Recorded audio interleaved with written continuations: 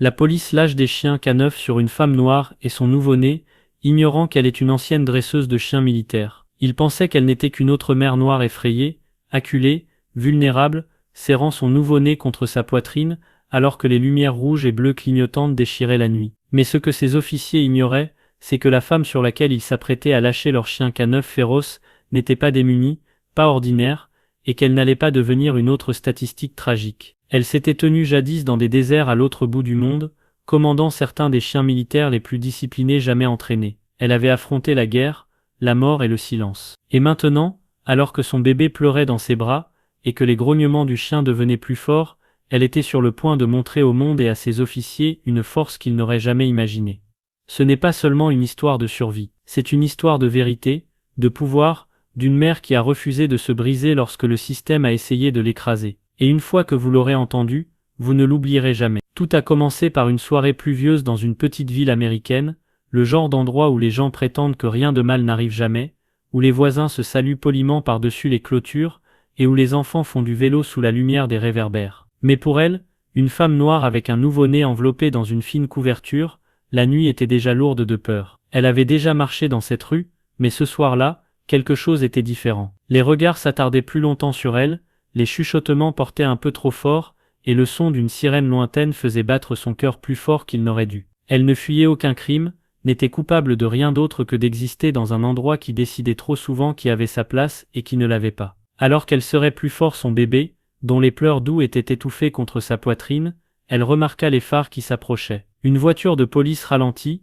puis une autre s'arrêta derrière. Elle se figea. Son corps se raidit comme il l'avait fait des années auparavant lors des entraînements militaires. Cet instinct primaire qui lui disait que le danger était proche. Mais ce n'était pas une zone de guerre. C'était censé être sa maison. Et pourtant, l'air était imprégné de la même hostilité qu'elle avait ressentie sur les champs de bataille où la confiance pouvait se briser en une seconde. Les policiers sortirent, leurs lourdes bottes éclaboussant dans les flaques, les mains déjà sur leur ceinture, la suspicion écrite sur leur visage. Elle tenta de parler, d'expliquer, mais avant qu'elle ne puisse former les mots, la main d'un officier fit un geste vers l'arrière du véhicule. La porte s'ouvrit, un grognement perça la nuit, un K9 sortit, les dents découvertes, la laisse tendue, les yeux fixés sur elle comme sur une proie. Son souffle se coupa. Les souvenirs affluèrent, sable du désert, hélicoptère vrombissant, ordre aboyé dans une langue étrangère. Elle avait déjà vécu cela, sous une forme différente. Mais ce soir, il ne s'agissait pas d'elle. Ce soir, il s'agissait de la vie fragile serrée contre sa poitrine,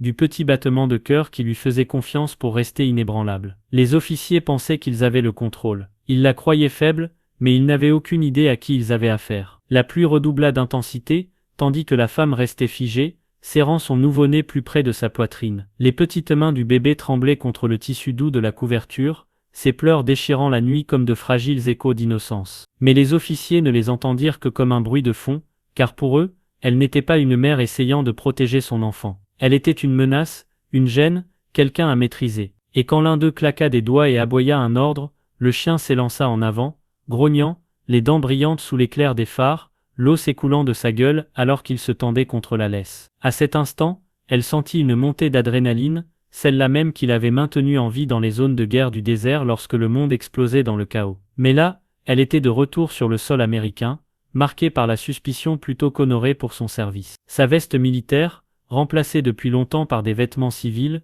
ne portait ni insigne ni autorité, juste la couleur de sa peau qui la désignait coupable avant même qu'un mot ne quitte ses lèvres. Et pourtant, même lorsque les officiers lui hurlaient des ordres, même lorsque l'un d'eux faisait un geste violent pour qu'elle s'agenouille, elle ne se brisa pas. Elle ne supplia pas, car elle savait quelque chose qu'ils ignoraient. Elle savait que l'animal même qu'ils croyaient la terrifier pour la soumettre n'était rien de plus qu'un soldat à quatre pattes, une créature liée non pas par la cruauté, mais par l'entraînement. Et ses yeux se fixèrent sur ceux du chien pendant une fraction de seconde, et dans ce silence tacite entre le dresseur et le chien, une reconnaissance s'alluma, le genre de reconnaissance qu'aucun officier dans cette rue ne pourrait jamais comprendre. Car elle avait passé d'innombrables nuits à commander des bêtes comme celle-ci, leur apprenant à détecter le danger, à charger sur ordre, à obéir non seulement à la voix, mais aussi au cœur qui la portait. Et même si des années s'étaient écoulées depuis qu'elle avait porté son uniforme pour la dernière fois, la mémoire musculaire ne meurt jamais, l'instinct ne s'estompe jamais. Et lorsque l'officier détacha la laisse, et que le chien s'élança,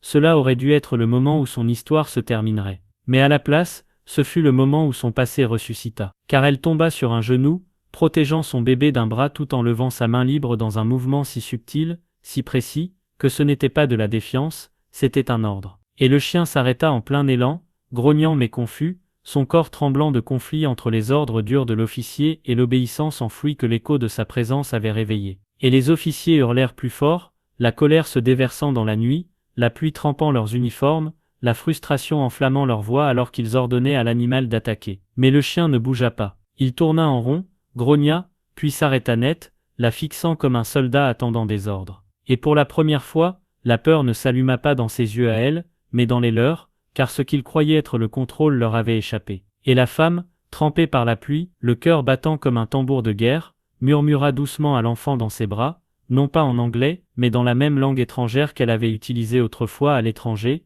le même ton qui avait apaisé des animaux tremblants sur des champs imbibés de sang. Et le chien baissa la tête, les oreilles tressaillant, la queue se raidissant, reconnaissant quelque chose de primaire et de vrai, tandis que le bébé, comme s'il sentait la force de sa mère se calmant dans ses bras, ses pleurs se dissolvant en doux gémissements qui reflétaient le silence soudain qui s'étendait dans la rue. Et alors que les officiers échangeaient des regards perplexes, que l'incrédulité assombrissait leur visage, ils ne comprenaient pas que ce n'était pas un accident, pas un coup de chance. C'était le passé qui entrait en collision avec le présent, une vérité cachée remontant à la surface, une ancienne dresseuse de chiens militaires se tenant à nouveau en position de commandement, non pas pour la gloire, non pas pour la guerre, mais pour la survie de son enfant. Et à cet instant, l'orage autour d'elle ne lui sembla plus une malédiction, mais un voile, une couverture sous laquelle sa force allait enfin être révélée. Le silence sur cette rue détrempée par la pluie ne dura pas longtemps, car le silence a le don de rendre les hommes effrayés désespérés. Et les officiers, leur autorité s'effondrant soudainement sous leurs yeux, ne pouvaient pas comprendre comment leur animal dressé avait pu se figer sous le regard d'une femme noire trempée par la pluie serrant un enfant. Alors, l'un d'eux jura, les veines saillantes sur son cou, et tendit la main vers la radio sur son épaule pour appeler des renforts, tandis qu'un autre, irrité par ce qu'il prenait pour de la moquerie, ouvrit la porte de la deuxième voiture, et en sortit un autre K9, ses pattes éclaboussant l'eau alors qu'il grognait avec une faim féroce de commander. Mais ce qu'il ne savait pas, ce qu'il ne pourrait jamais savoir, c'est qu'elle avait passé des années à vivre avec des chiens plus impitoyables que ceux-là, des chiens entraînés à détecter des mines sous une chaleur torride, à chasser des insurgés dans les ruelles la nuit. Des chiens qui avaient regardé la mort dans les yeux à ses côtés, et refusé de tressaillir. Et alors que le deuxième animal s'élançait, son esprit glissait déjà vers ces nuits interminables à l'étranger, vers les tempêtes de sable qui aveuglaient les soldats, vers les explosions qui secouaient la terre, vers la façon dont elle s'était accroupie derrière des barricades, chuchotant à l'oreille d'un berger allemand, non pas avec peur, mais avec confiance, l'envoyant faire ce que les hommes ne pouvaient pas faire. Et à cet instant, elle se rappela le lien, le fil incassable entre le dresseur et le chien, et même si des années et des continents la séparaient de ses souvenirs, le langage du commandement n'avait jamais quitté ses os. Il vivait dans le timbre de sa voix, dans la fermeté de sa main, dans l'acier de son regard. Et alors que l'officier hurlait à l'animal de frapper, elle se tourna légèrement, protégeant son bébé d'un bras, et étendant l'autre, la paume ouverte, stable comme de la pierre, et prononça un seul mot. Non pas aux officiers, ni à la tempête, mais à la bête elle-même. Et comme un soldat qui se réveille d'un rêve, le chien hésita, glissa et gémit, son corps tiraillé entre la laisse qui le poussait en avant, et la laisse invisible de la mémoire qui le tirait en arrière, jusqu'à ce que finalement, tremblant, il s'assoit sous la pluie battante, la poitrine allaitante, les yeux fixés sur elle avec une étrange révérence qui fit frissonner les officiers qui regardaient. Et à cet instant, la femme sut qu'elle avait franchi une ligne dont elle ne pouvait plus revenir, car ils réalisaient maintenant qu'elle n'était pas démunie, pas fragile, pas la proie acculée qu'ils avaient imaginée, et la colère gonfla dans leur poitrine comme du poison, car l'autorité construite sur l'intimidation ne peut tenir quand la peur se transforme en respect. Alors, un officier sortit sa matraque, la claquant contre le capot de la voiture avec un bruit qui résonna comme le tonnerre, hurlant des menaces qu'elle entendait à peine, car dans son esprit, les souvenirs affluaient plus vite que la pluie. La lettre qu'elle avait reçue après sa dernière mission la remerciant pour son service, mais la laissant dans le silence lorsqu'elle avait demandé de l'aide pour se réadapter à la vie civile. Les cauchemars qu'elle avait affrontés seule, les portes qui s'étaient fermées quand elle avait postulé pour des emplois, les regards de suspicion quand elle entrait dans les magasins, et l'amère ironie que la nation même qu'elle avait servie la voyait maintenant non pas comme une vétérane, non pas comme une mère, mais comme un danger. Et pendant un instant, le poids de tout cela faillit l'écraser, jusqu'à ce que son bébé gémît doucement, la ramenant à la réalité, lui rappelant pourquoi elle ne pouvait pas flancher. Pas maintenant, jamais. Et elle se redressa, la pluie dégoulinant de ses cheveux, ses yeux fixés sur les officiers qui l'entouraient maintenant avec fureur, leurs chiens maîtrisés, mais leurs mains se rapprochant des armes. Et bien qu'elle n'ait jamais voulu de ce combat, bien qu'elle ait simplement prié pour passer inaperçue dans la nuit, le destin en avait décidé autrement. Elle réalisa avec une clarté tremblante que cette nuit n'était pas seulement une question de survie, c'était une question de révélation, d'arracher le bandeau que le monde portait pour cacher son injustice. Et alors que la foudre fendait le ciel au-dessus d'elle, elle sut que la tempête était loin d'être terminée. Le pire était encore à venir, et chaque seconde à partir de là déciderait non seulement de son destin, mais aussi de celui du petit battement de cœur serré contre sa poitrine. La nuit rugissait comme un champ de bataille, le tonnerre grondant au-dessus comme si le ciel lui-même retenait son souffle, la pluie tombant plus fort, brouillant les lumières rouges et bleues clignotantes, jusqu'à ce que toute la rue ressemble à une zone de guerre ressuscitée. Et elle, debout trempée jusqu'aux os, son nouveau-né serré contre sa poitrine, redevint le soldat involontaire, car les officiers humiliés et enragés ne la laisseraient pas s'en tirer indemne. Pas après avoir vu 2 chiens K9, leurs prétendues armes de peur, s'incliner devant sa présence comme des soldats reconnaissant leur commandant. Et donc leurs voix s'élevèrent avec fureur, aboyant des ordres les uns aux autres, se demandant s'il fallait sortir leurs armes, s'il fallait s'emparer de l'enfant, s'il fallait passer à un niveau dont ils ne pourraient jamais revenir en arrière. Et pendant qu'ils se disputaient, elle sentit le poids des années appuyé sur sa poitrine. Des souvenirs d'hommes en uniforme qui lui avaient fait confiance pour leur vie, qui lui avaient confié la laisse de bête, qui pouvaient sentir la mort avant qu'elle n'arrive. Des hommes qui étaient tombés alors qu'elle avait survécu. Et maintenant, elle était là, de nouveau en uniforme, mais seulement en esprit, faisant face à des hommes qui portaient des insignes de pouvoir, mais pas d'honneur, des hommes qui portaient des armes mais pas de discipline. Et alors que son bébé gémissait contre son cœur, elle lui chuchota des promesses à l'oreille. Des promesses qu'il ne grandirait pas en voyant sa mère brisée. Des promesses que son premier souvenir ne serait pas un souvenir de terreur, mais de force. Et alimentée par ce vœu, elle fit un pas en avant dans le cercle d'hostilité, la pluie éclaboussant autour de ses pieds, sa main libre se levant lentement, non pas en signe de reddition, mais de commandement. Et elle parla à nouveau, cette fois plus fort, sa voix stable, le même ton qu'elle avait utilisé des années auparavant en commandant ses chiens d'unité à travers le chaos. Et les K9, les deux, bougèrent sans hésitation, non pas vers elle, mais loin d'elle, tournant autour de leur maître avec confusion avant de tourner leurs yeux vers elle, comme s'ils demandaient silencieusement ce qui allait suivre. Et les officiers trébuchèrent, jurant, tirant sur les laisses. Mais les animaux résistèrent, grognant non pas contre elle, mais contre les hommes qui les tenaient. Et à cet instant, le pouvoir changea de main. L'autorité se fissura.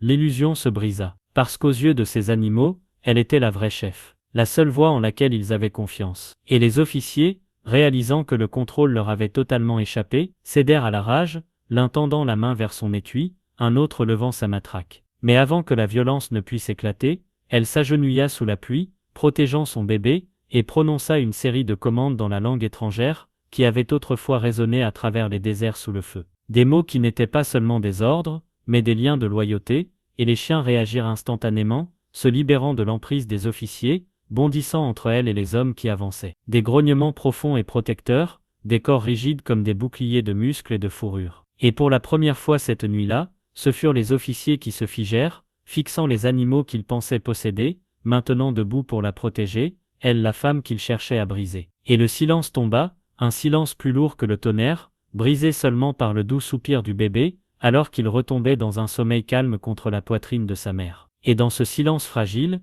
elle se releva, dominant non par la taille, mais par l'esprit, une femme noire trempée, épuisée et non armée qui avait transformé les outils de l'oppression en gardiens de son enfant. Et avec ses yeux fixés sur les hommes, qui quelques instants auparavant, l'avaient regardée comme une proie, elle chuchota, « Vous ne me connaissez pas, mais vous vous souviendrez de moi. » Puis elle avança, les chiens la flanquant comme des soldats fidèles, les officiers reculant sous le coup de l'incrédulité, la peur remplaçant l'arrogance. Et elle continua de marcher, pas après pas, jusqu'à ce que les lumières clignotantes s'éteignent derrière elle, jusqu'à ce que l'orage s'adoucit pour devenir une simple bruine, jusqu'à ce que le monde semble un peu moins cruel. Et alors qu'elle disparaissait dans la nuit, son nouveau-né en sécurité dans ses bras, son histoire n'était plus seulement la sienne. C'était un rappel que la force ne porte pas toujours un uniforme, que la survie ne dépend pas toujours des armes, et que l'amour d'une mère, affûtée par l'expérience et le sacrifice, peut faire taire même la plus forte des tempêtes. Et pour tous ceux qui regardent, pour chaque personne qui écoute ce récit, laissez-le résonner dans votre cœur. Ne sous-estimez pas le calme, ne vous méprenez pas sur les personnes brisées. Parce que parfois, Ceux que vous pensez être impuissants portent en eux le genre de force qui peut déplacer des montagnes, faire taire des bêtes et réécrire le destin lui-même.